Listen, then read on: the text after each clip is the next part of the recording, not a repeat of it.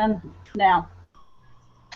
Hello, and thank you for coming to the Global Pop-Up Art Project. We're here with Damien Glenn, who's a filmmaker from Florida and also originally from New York, and with Deb Mayberry from Toronto, Canada, who's an author, advocate, speaker. And our guest today is Mary Graziano. She's from Canada, and she will tell you about all of her artwork and things in just a few minutes. We wanted to host this global pop-up art project. We want people to share their stories and inspire others to heal. We want to change and create a paradigm shift for the survivors of sexual assault, so people can talk about it like they're talking over tea. It's not going to be a social stigma or something that people turn away in indifference from. We want people to share their stories. We want to inspire others. We want to change the mental health system, the judicial system. We want to have a safe environment for our children, and that's the reason we're doing this global pop-up art project, which is online today. We've been having a lot of technical difficulties, so please bear with us. Yeah, but then also we'll have a live event in Florida, October 24th, for domestic violence awareness, and then we'll have another one in Canada, Ontario, Canada, Toronto. That's Toronto, Debbie, right? Deb, Toronto. I think Toronto would be a good place to have it for sure. Yeah, okay, so we'll have one in Toronto, which will be next April as well. So, and those will be physical events at an art show. We'll have music, poetry readers, and just a whole host of array of fun and festivities. So please join us for that as we raise awareness for sexual assault prevention, human trafficking prevention, and changing the paradigm shift for that and for mental health as well. So with that ado, we'd like to present to you Mary, and she's going to talk about her and her art. So thank you very much for joining us, Mary. Oh, you're welcome, Connie. Thanks for having me. I started writing poetry years and years ago, and started on my blog just to help myself heal, and it got good responses from everybody else who are in the same situation, with things. And I was on Facebook and met up with Michael from Madison in 2012, I believe, and saw all her beautiful artwork and started writing poetry for her. And we've been going at it ever since. I think almost every version post on Facebook I ever put. It's a lot of it is to do with awareness of the child abuse and just getting the word out there. Yeah.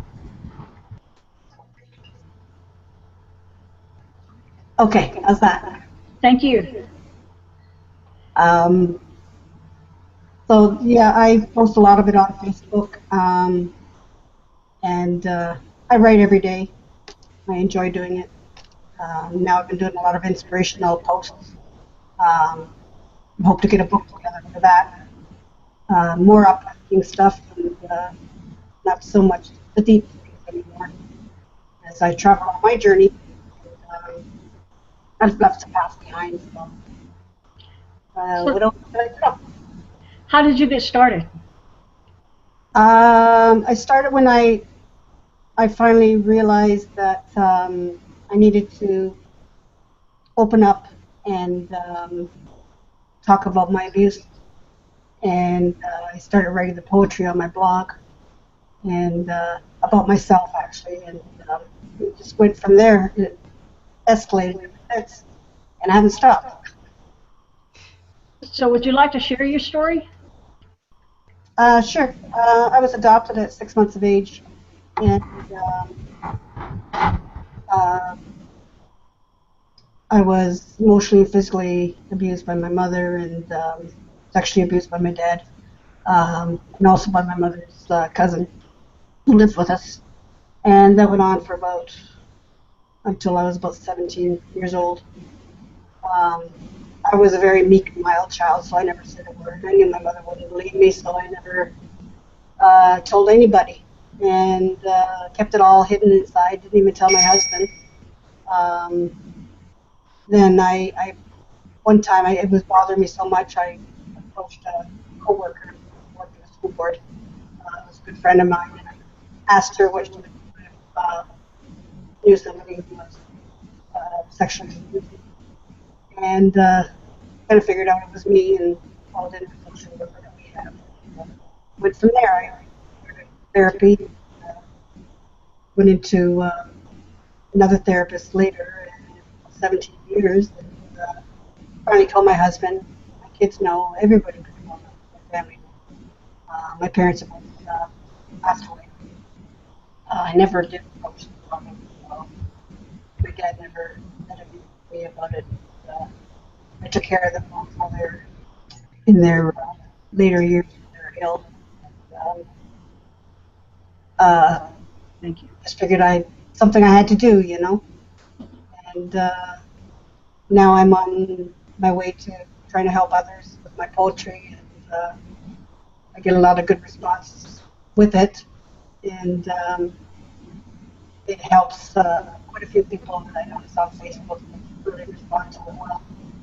And also with my paintings, the two of them together really puts people in a good view of what's going on, and can actually see themselves in a lot of these paintings and prose that I do. Mary, can you tell how your art has inspired others as well? Yeah, it's really picked up a lot. People are saying thank you. You really talk to me, and it's like you're writing to me with your prose, and it's like, wow. I'm amazed that it is, but I'm also glad that I'm doing what I want to do, is help other people and let them know that, you know, the stigma, we've got to use our voices and tell everybody out there that it's okay, you know, we're not to blame. That's right. Um, just let them know that it's okay. Right. Thanks. Just want to say thank you for sharing your story too, because sometimes that's difficult to Yes. reveal that and put that out there. So I appreciate you sharing that for others. And what's the name of your blog? Is it public? Because please share that so people know where it is. It's Nippercat's Home. www.nippercat at blogspot.com. And can you spell Ippercat? Nippercat,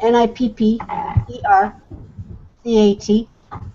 What does that mean? What is that? I had a cat that I had for 22 years that I just loved, and I named my blog after her.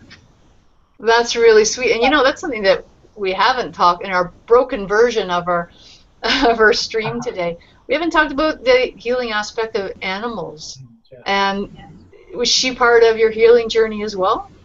A little bit, yeah. She passed on quite a while ago, but yeah, she was so affectionate and was always with me. And now I have my two dogs, and they're the same way. If I'm down, like my golden retriever will come right up to me and hug me. And so yeah, the healing aspect of animals is fabulous. I don't want to be without them, you know. They're amazing, and they know way ahead.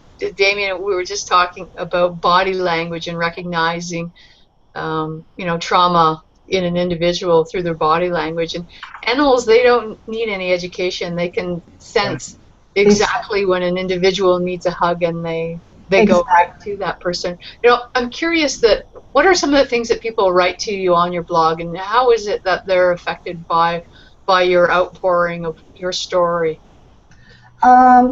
I find now that right now, like, there's not a lot I don't get a lot of comments like I used to back in 2008 when I started the blog.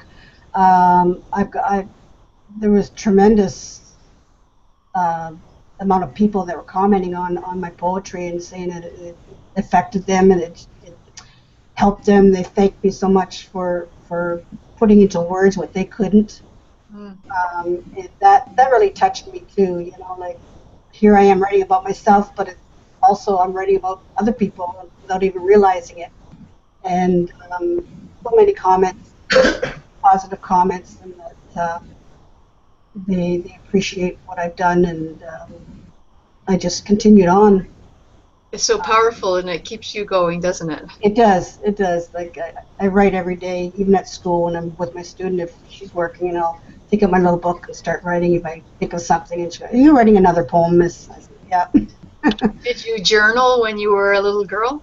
No, I didn't start writing poetry until high school, grade 10, and I've gone from there. I also write children's stories, and I've got nothing published. I was going to say, have you published? I Um, actually help people reveal their stories, write their stories, and help people publish their books. So, I want to do that, especially with the children's stories. They're just fictional children's stories. They're not abuse stories, but the poetry, Michael and I are talking about getting a book together, and it's going to be a long process because of our paintings. It has to be just right. So, but we are talking about doing that together, and I'm also wanting putting an inspirational book together with all the inspirational posts. I've been doing my own watercolor backgrounds now, with Michael's help a little bit. She's coaching me along there, and it's going okay. I'm enjoying it. For a lot of people who are abused, getting heard, your voice, is like really important part of your healing process.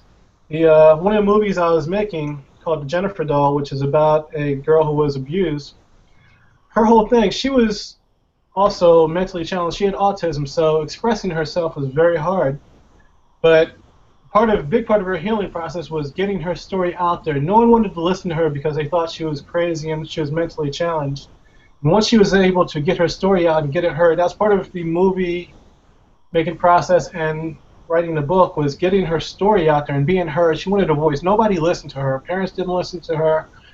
Police didn't listen to her. No one listened to her stories of being abused. So getting heard was like really powerful for her. It was her being recognized and acknowledged. And that was a big part of her healing process.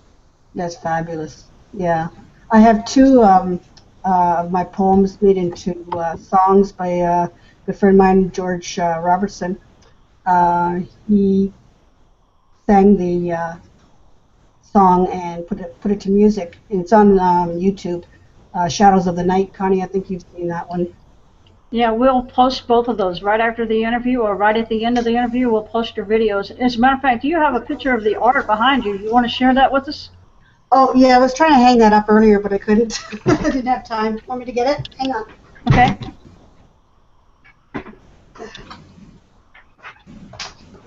This is one of Michael's paintings. It's beautiful. Beautiful. And your poetry is right underneath that. When we see the video montage, you'll see it in that as well. Yeah, it's called The Wonder of in Innocent Eyes. Is that oil or acrylic or what is that? Watercolor. Watercolor. Watercolor? It's Yeah, beautiful. Michael paints only in watercolors. Yeah, and There's I such an have. innocence in that child. Oh, it's just beautiful. I love this painting, and I have my whole living room and dining room is full of Michael's paintings. I have my own art gallery. Eyes are very powerful. Yes, they are. She's phenomenal, and with her paintings, how I write so easily with her is the eyes. The eyes are just phenomenal. The way she does it, the expression in them, it speaks to me. The words just come. Sometimes I can write a poem in an hour. I don't know, I'll tweak it here and there. Some days, maybe a couple of days, but the eyes just speak to me. They seem to tell me their story. And some of these children that Michael paints are happy children, are not abused. The majority of them have been abused. They are actual children that she has given to. And it's just phenomenal. Phenomenal artist. She's in California. So yes, what she does is phenomenal. Didn't you just have an art show, Mary, or did y'all have a festival that you presented all the art in recently? Oh yes, at the Healing Through Creativity Festival last September in West Virginia. George Robertson started that, and it's for anyone who's been abused or domestic violence or anything, to send in their artwork, their poetry, their music, whatever.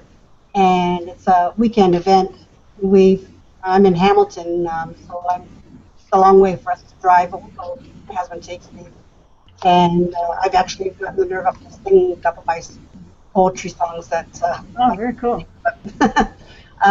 it's a terrific thing to see everybody's artwork and the different types of art that they, It's very powerful. yeah, in themselves. And Yeah. it's held every September, so I've gone for the last 3 years. We need to go to that, Deb and Damien.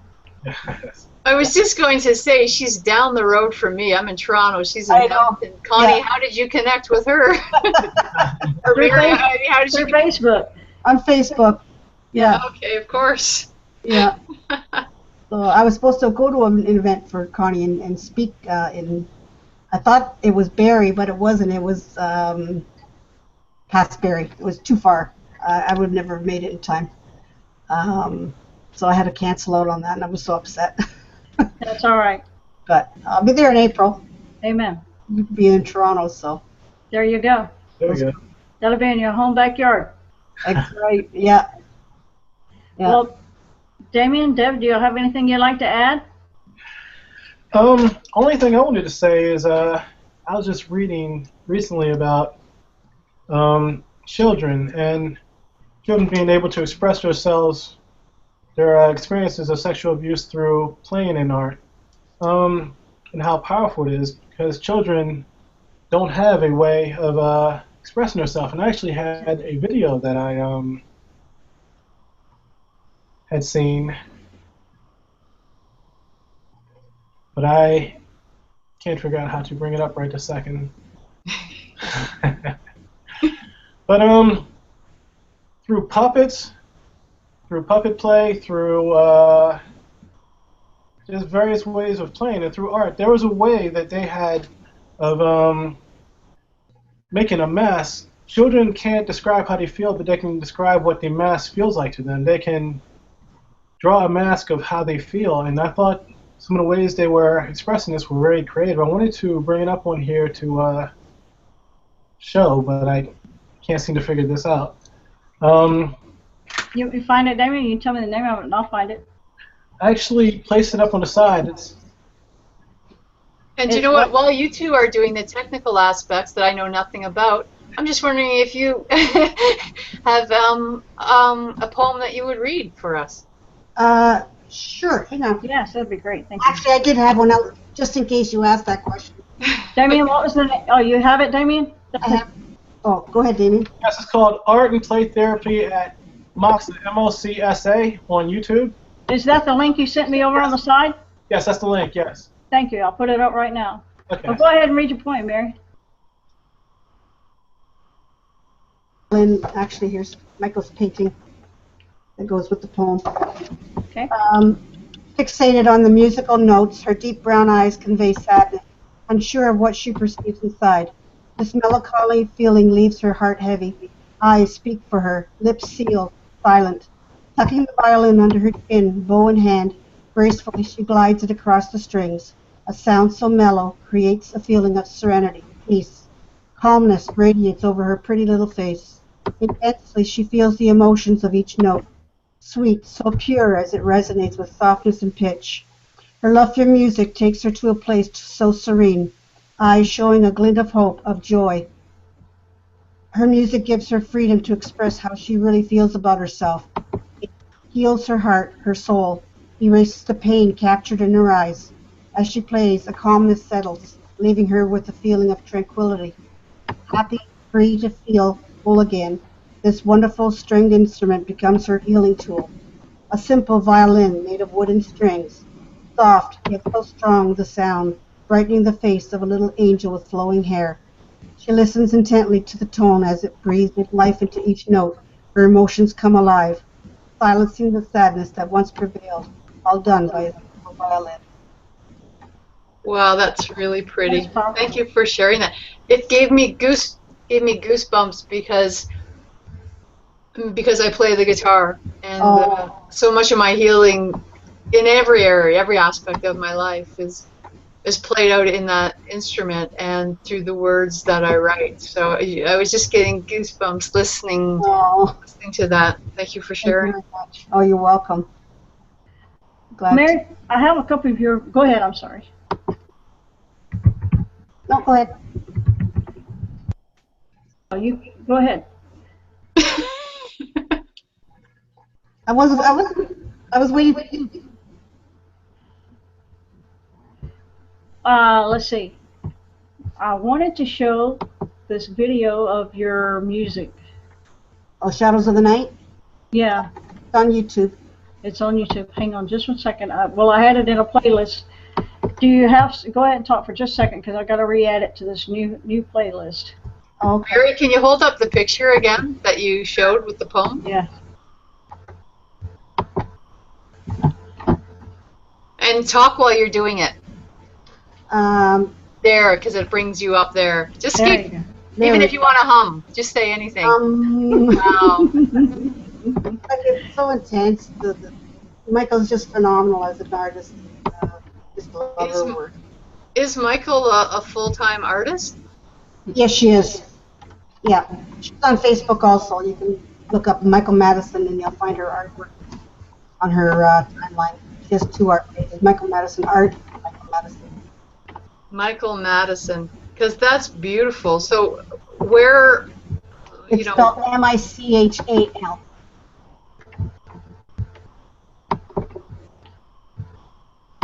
because if Michael isn't a full-time artist, there's something wrong. Oh, she is. Yeah. I would think she'd be busy creating all of the time. She is. Those are absolutely beautiful. I was just down there visiting with her in March when it was our March break. Whoops. Sorry about that. And Okay. We had a great time. One day we painted together. She started a art painting, and I did my first watercolor painting. It's okay. I haven't posted it or anything, but Michael said I did a good job, so I trust his judgment. We're going to play the video now. Okay.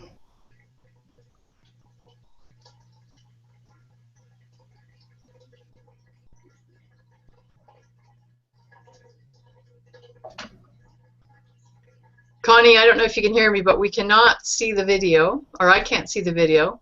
Can anybody see the video? No. And it looks like Connie's gone again.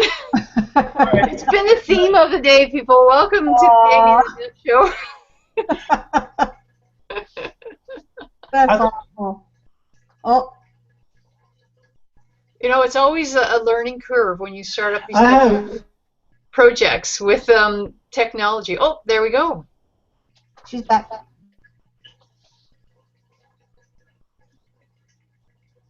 I think she's trying to get it to come up.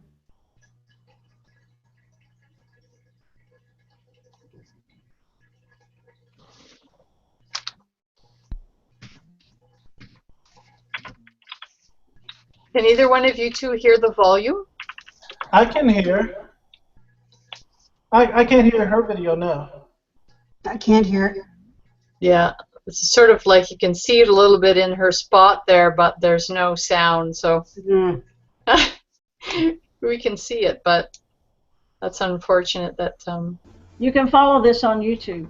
Oh, there you go. There you go. And we'll have all the links up for you so you can catch it there. Okay, there we go. That'll give you an idea of the art that they've done. It's phenomenal. As a matter of fact, I think Michael's art was at a symposium recently. Isn't that right, Mary? Yes, she did this with the symphony in where she is. They were helping high school kids. Were sending art in of what they felt. I believe this is right. Of what the music meant to them, and their art was put up on a projection screen while the symphony played and in the background, and they did a phenomenal job. And then Michael's artwork also was displayed up on the screen to fill in some areas because they didn't have quite enough students to do it.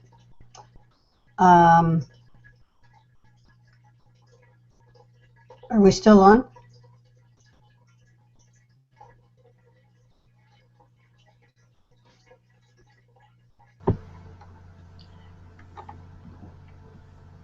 So yeah, she was busy with that, and I was trying to get it to turn off.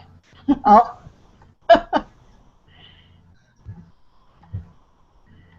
Okay, can y'all still hear it? can't hear the music. I hear you. I don't hear the video. Okay, very good.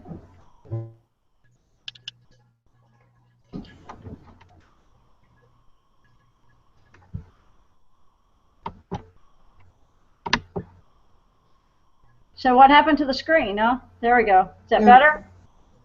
I see you now. Okay, very good. Thank you. Mary, do you have any upcoming events that you'd like to share with? I don't have anything coming up right now. No. Not till the one in September. Okay. In West Virginia. So I just plug along and keep writing my poetry. Hey, when you said that your husband and your family knew about it, can you tell us how about your abuse? Can you tell us how it affected your relationships and your healing process? My husband was very, very supportive. He was appalled at what was happening, and I didn't tell my kids actually until about 5 years ago, I believe it was. Something happened at school and triggered me, and they let me go home.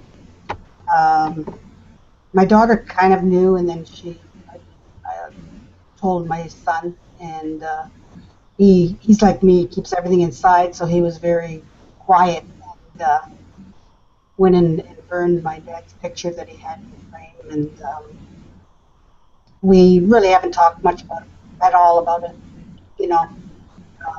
But you're surrounded by a lot of people who support you and love you, and especially Yeah. what you're doing now and in the present.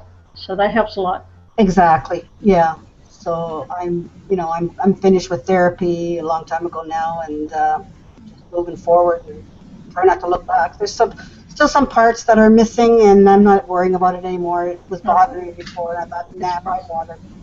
Just move ahead and be positive in everything that you can be. Exactly. Did you and your husband go to counseling together? He went a few sessions with me, yes, and then later on I went by myself and worked with one therapist that I had for 17 years. Did he seem to understand what you had went through? Yeah, he understood. Yeah, he was fully supported. In fact, he didn't want to ever go back to my parents' house again, but we had to go back for all the time. I just kind of blocked that out when I was there. Whatever. No, he was very supportive and still is. And that's why he takes me to West Virginia and drives me around wherever I have to go, but for things like this. And it was great what I'm doing. You're fortunate to have an understanding husband. A lot of people don't. It's very difficult for a lot of people in general to understand what someone else has went through unless they went through it themselves. So. Exactly. Yeah, a lot of people don't want to talk about it. And we've been married 41 years this year, so doing something right.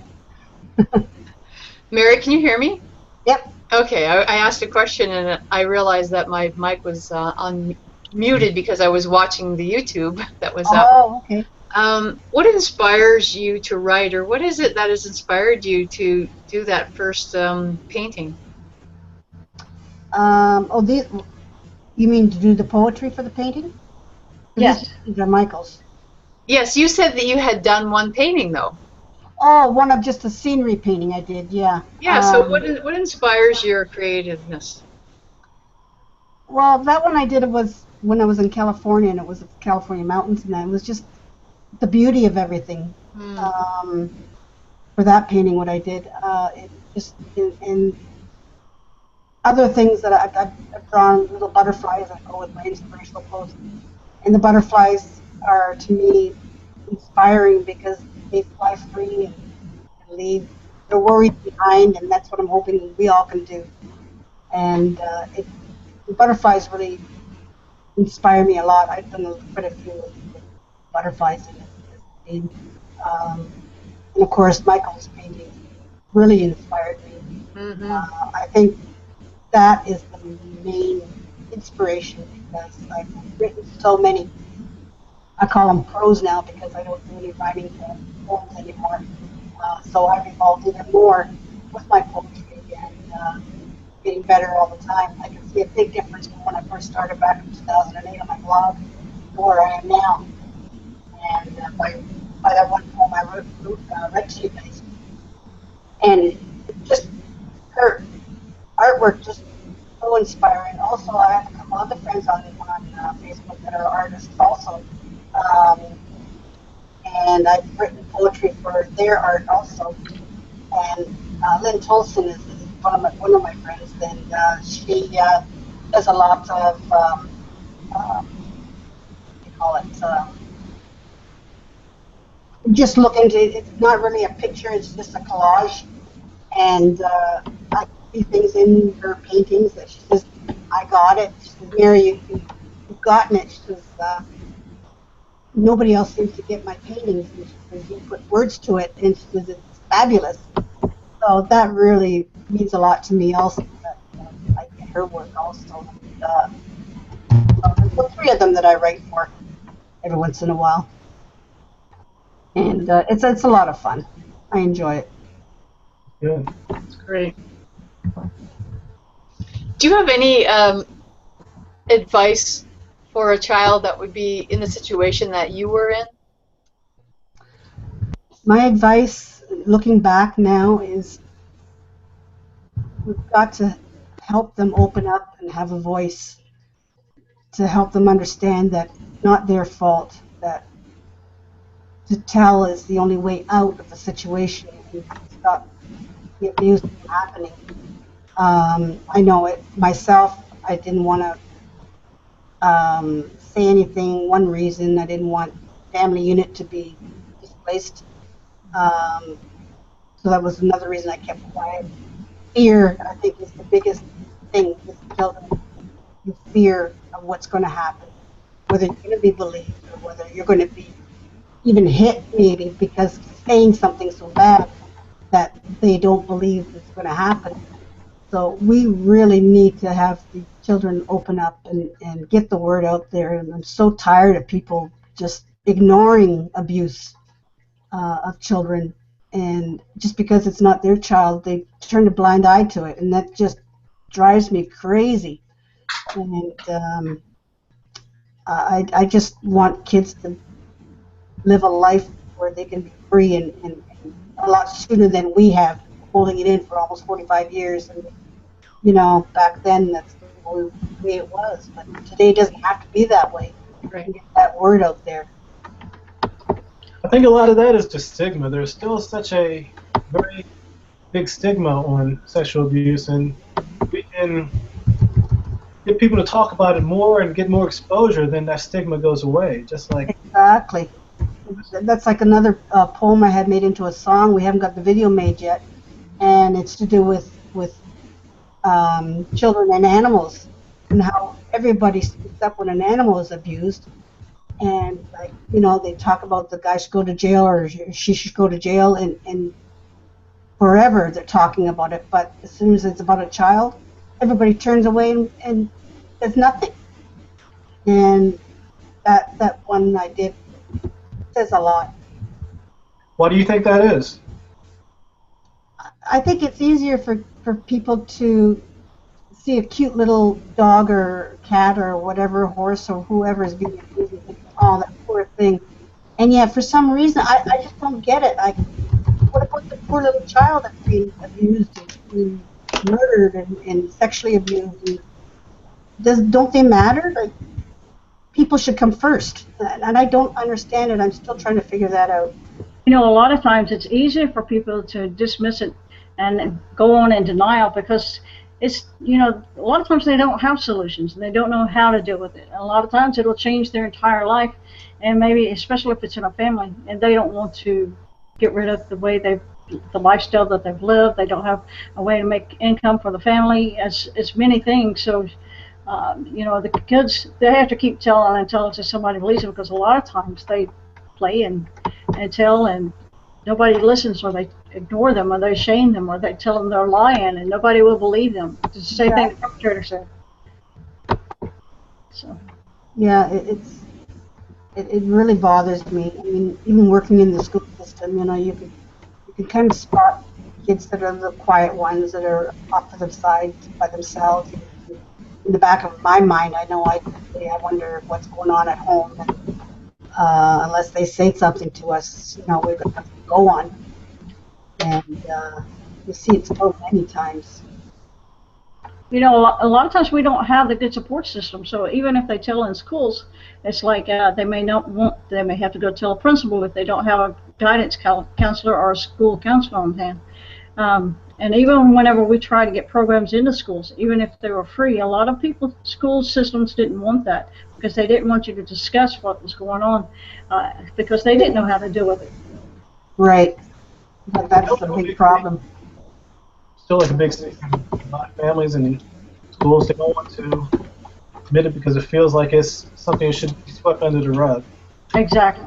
Well, I think, Connie, what you said to me is the biggest issue, and that is that if it's open up and talk about, there has to be some type of problem-solving solutions that are going to be then met, because right now, if a child here tells a teacher that they're being abused at home, there's going to be an investigation. That child's probably going to be taken from that home. Yeah. They're either going to go into some center, or they're going to be put into a foster care, which isn't also ideal for that child at some point. Something could happen there too. So we don't know how to deal with it. If you Google and try to find out family counseling for abuse within the family, the immediate family, or just the next layer of extended family, good luck. You're not going to find a lot.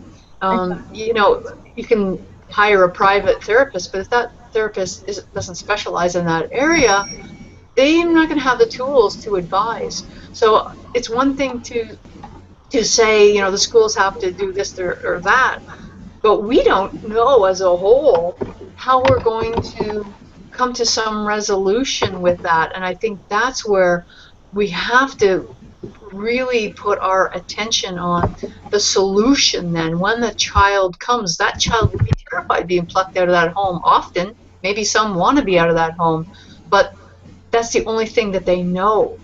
And it's layered, it's complicated, and I think we really need to focus on that level of healing, what is done in the home, because until that happens, until there's healing for everybody individually and a unit within the home, or taking the child out for a period of time, but with the idea to get back or get that perpetrator out of the family or something, until we deal with that, and that's financially, that's socially, that's within the extended family, within friends, until we know how to articulate what the solution is and work together, then all kinds of things happen, and we have to be really careful, but it's still, we have to do this. We have to push the energy in that direction to solve it.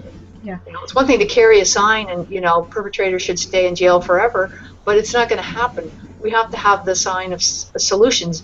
This is what you do when this happens, A, B, C, D. This is what you do when this happens, A, B, C, D. We have some guideline, and then we have to collect stats and see how effective that is.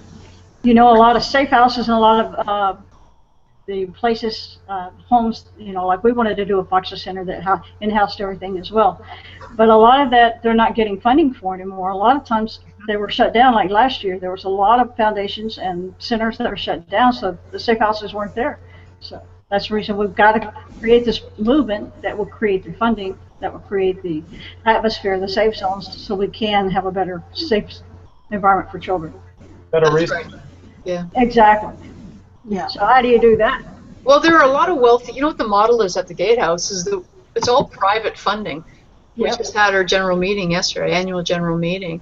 It's all done privately because, see, it's one thing to get the funding from the political structure and through grants and whatnot, but when you do that, then you can start something up, and if they don't like what you're doing, they want to control it, then you can be gone. Exactly. Here 1 year, the next year you have no funding, so you're gone. So it's really important, I think, for the people that are the activists and people that are revealing their stories now and coming out in support, is that they look at it in terms of a business. Exactly. There has to be a model there of how do we how are we sustainable? Exactly. And where's the funding coming from? And you have to have the board of governors for the center that you have, and Exactly. that's why I keep always mentioning to people when they're starting something up is give the gatehouse a call and look at the model that's there, because it's been there since 1998, and it's had some difficult years financially, but something always happens. Somebody always makes a donation and comes out and supports, and it's often from people that have been violated that have the financial means to do so. Mary, what do you have there in Canada? Do you have any support system like that there where you're at? I'm in Hamilton. I'm sure we have a few. I haven't really looked into them, but there are support systems out here too. Well, there are people. Hamilton's close. Hamilton is less than an hour from the gatehouse, actually. We're not that far. And there are people from that way. There are people that travel 2 and 3 hours once a week to get to a session to come to the gatehouse. It's not unusual because it's so unique. That's great. What about there in Florida, David?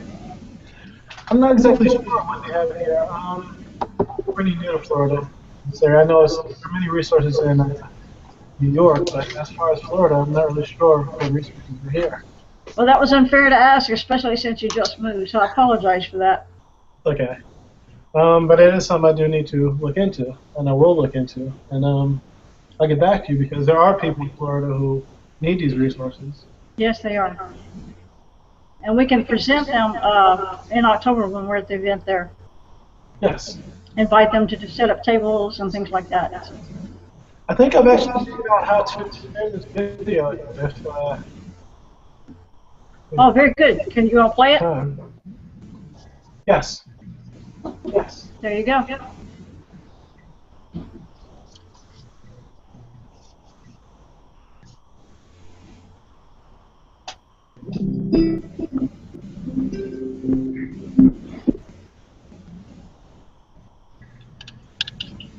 My name is Kristen, and I'm one of the play therapists here at Moxa. And the reason that we do play in our Moxa is because that kids communicate and really let us know how they're feeling and how they're doing and how the sexual abuse has affected them. Research has shown that playing art therapy is a must for kids, so that's the way that we communicate with them, is out to they communicate with us.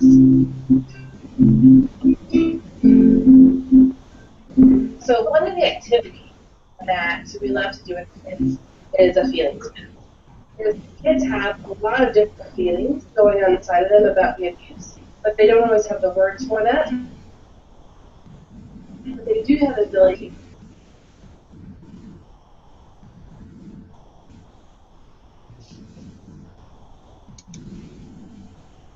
I think it's good. And then size Yeah, I think the video is too slow. The internet is too slow to play that properly. all that. How about we put it in a playlist and they could catch it on a playlist, since we're having a little trouble there. They felt really. Yeah, that's a good idea. Mary? Is to make a door hanger for the kids that have been sexually abused. This was made by a girl who was sexually abused in her bedroom several times, and she made lots of door hangers to get some peace and feeling of security back in her bedroom.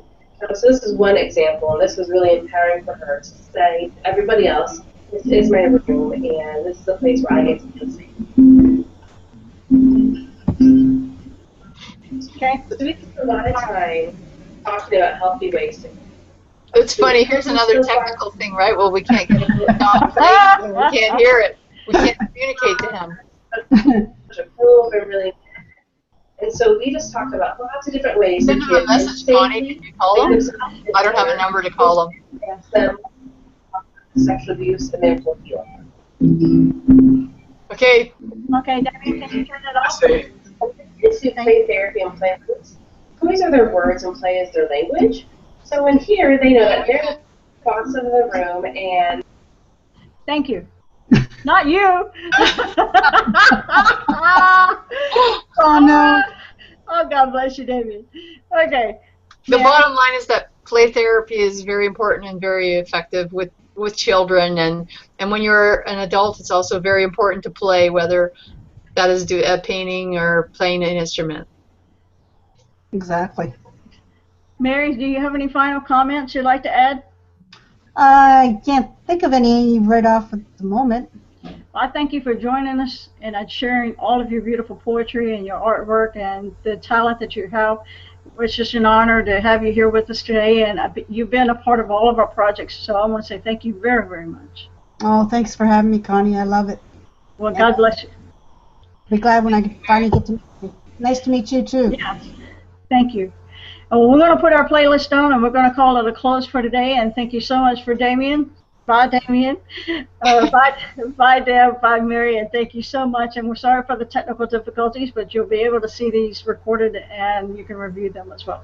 Thank you very much. Have a blessed day. Thanks, Connie. God bless you. Thanks, Mary. Bye. Bye, Deb. Bye-bye.